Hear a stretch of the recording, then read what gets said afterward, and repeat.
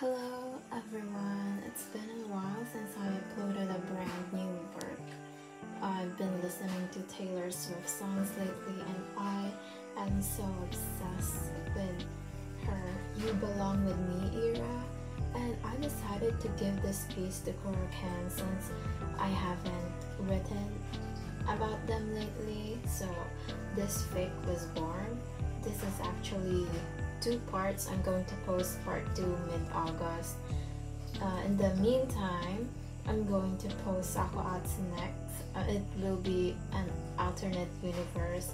It will be my first time writing that kind of theme. I'm not going to reveal it yet, but it's just a cute fluffy fic that will be going on. Anyways, I've been so busy. I've just been lurking around my Google Drive. I've been finding my old videos. That's why I've been re-uploading once in a while. But I have plans this August. I want to work on new fics and give you guys something new. So I hope you will stay tuned for that. Let's just pray that I will not be too busy this month. I want to write again for you guys since I've been rewatching haikyuu lately. I've been getting into it again.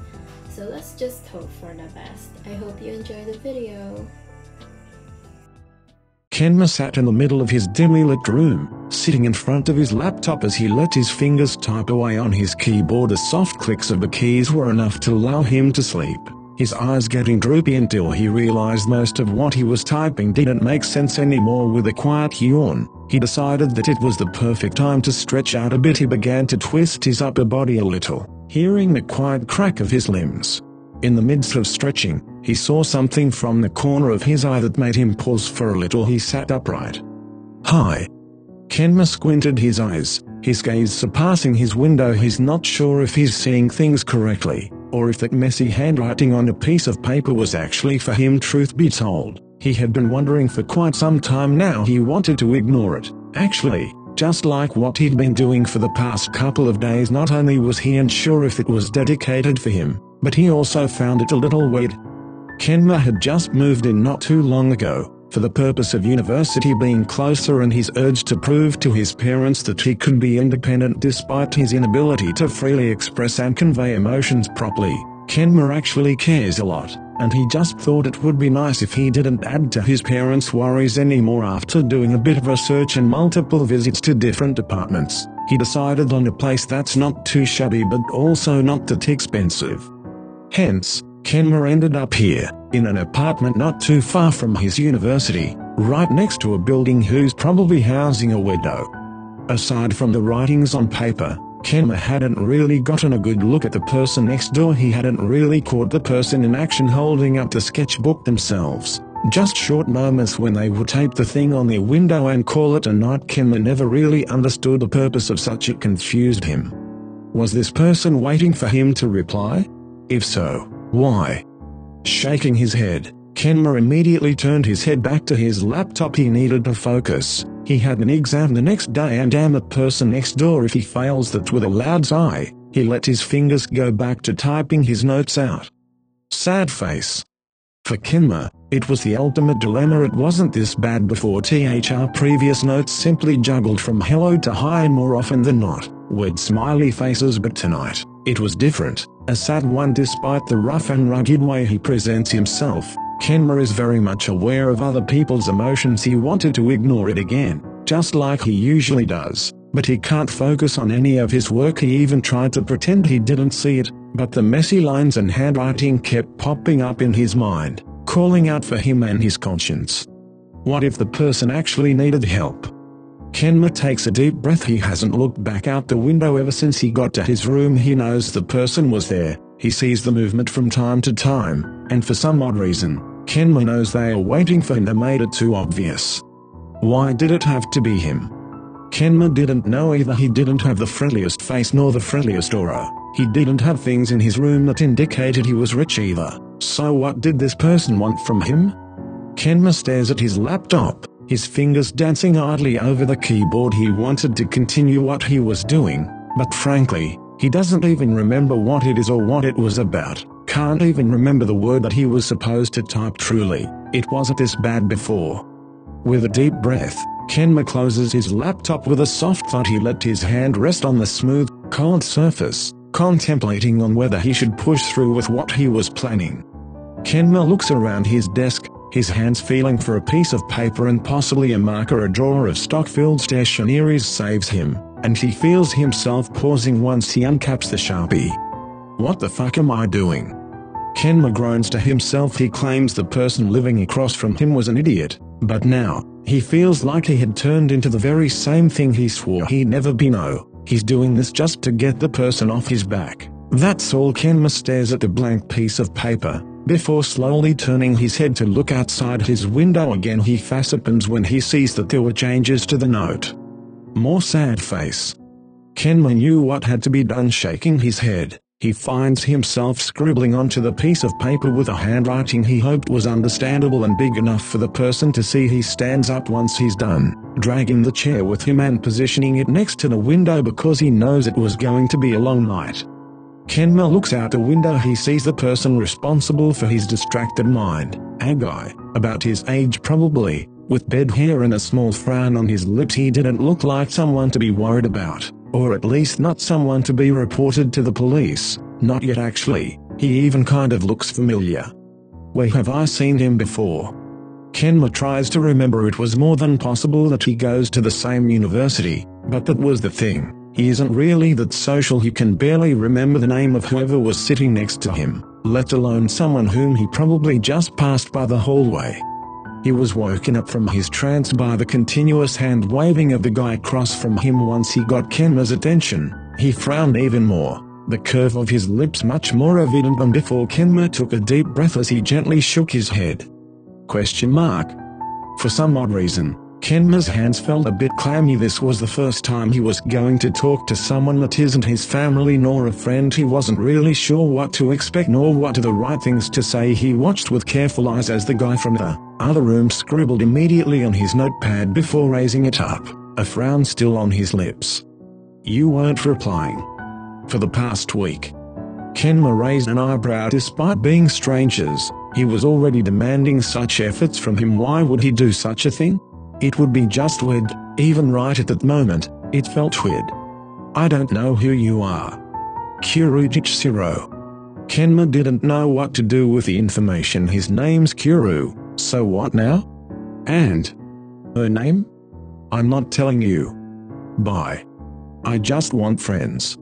Kenma wanted to say a lot of things. The paper won't be able to encompass everything, and he doubts this Kuroo guy had the patience to read through it, too. He just didn't seem like the type. Kenma stares at the blank paper in front of him before he looks back up at Kuroo through the window. He was frowning still, lips puckered out, his eyes pleading for Kenma to respond. He could almost hear him. It annoyed him for some reason. Maybe it was because he couldn't walk away from the situation, or the fact that he doesn't want to. Kenma grumbled in dissatisfaction, rubbing the back of his head before messily writing on the paper. Kenma. He watched as Kuroo's eyes sparkled with excitement under the moonlit sky, and he hated to admit how pretty they actually looked. Kenma. You go to the university. Nearby too, right? Creep. No. I just see you around. Kenma's face felt warm for some reason, and he shook his head in an attempt to shake off the feeling. Okay, I guess. Even more sad faces. What now? You don't see me around? Can't remember. Course. Business ad. No. Why are you like this? No, I literally can't remember. Oh. Grandpa. Straight face. Have to go now. Kenma wanted to stay.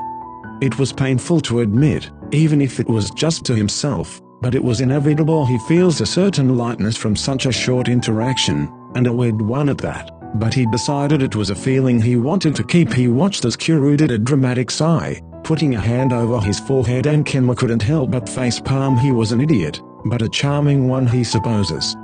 Okay. Night, Kenma. Night. Kuroo waved goodbye, and Kenma just sat there wondering if he'd wave back. He didn't. He just watched as the guy with rooster hair gave him a peace sign before he finally pulled his curtains close. Kenma felt warm. There's a certain feeling he can't quite grasp, swimming around in the pit of his stomach as he crawled under his covers, turning to his side so he could stare at his draped window. He didn't really know what he was expecting, but he wasn't mad at the outcome. At least now, he knew his name, 𝙬𝙧𝙚𝙖. He was still wed, yes, but Kenma appreciates the entertaining company, no matter how short the conversation felt to him. Kenma thought it was a one-time thing, really, that 𝙬𝙧's craving for his reply would have been satiated, and that would be the last of that. But then the next night, 𝙬𝙧 was waiting patiently for him, his chin resting on his hands, prompted by his elbows on his windowsill, just watching and waiting for Kenma like a creep. Yet still, Kenma picked up the last few sheets of his paper and wrote on them like he did before he even got worried that he was running out of things to write on, and 𝙬𝙧 reminded him to get more supplies. Kenma remembered that his message included a smiley face, and it irked him that he remembers so vividly. This would go on for a couple more nights, like a routine they both had gotten accustomed to. Kenma would often find himself glancing at the clock, checking if it was already time, and he had decided to buy a couple of supplies. As 𝙬𝙧 had requested, he insisted it was a suggestion, yet Kenma knew it was a request, if not a demand. To be fair, it did cross Kenma's mind to simply exchange socials with the 𝙬𝙚𝙩𝙚. It would surely be easier than whatever they were doing, but at the same time, he felt a certain charm to the whole thing, of writing on paper, of plastering it against their windows like madmen. For these same reasons, he couldn't let go of the beauty of it, and he assumed 𝙬𝙧 didn't want to do the same, otherwise, he would have long suggested it. He knows 𝙬𝙧 made mention of that one song artist, Taylor Swift. He explained that the scenario in the music video was of likeness to what they were doing, with notes held up in front of windows and all that.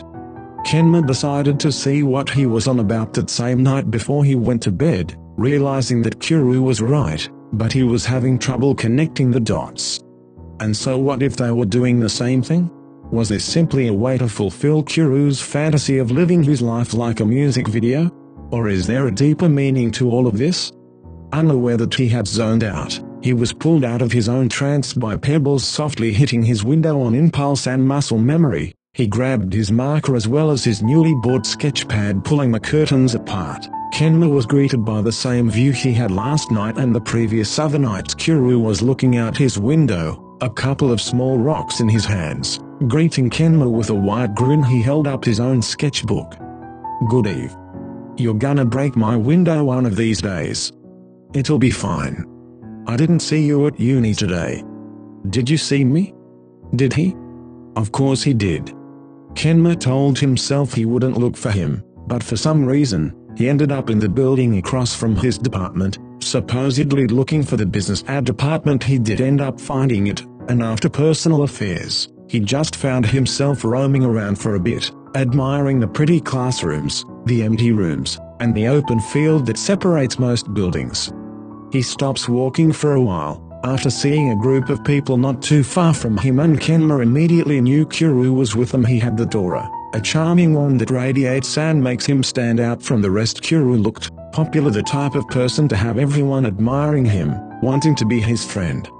Kenma found himself deep in thought once again, but forced himself to snap out of it. If he didn't want to make a fool of himself, he turned his back to walk away, hands in the pockets of his jacket, his gaze looking straight ahead.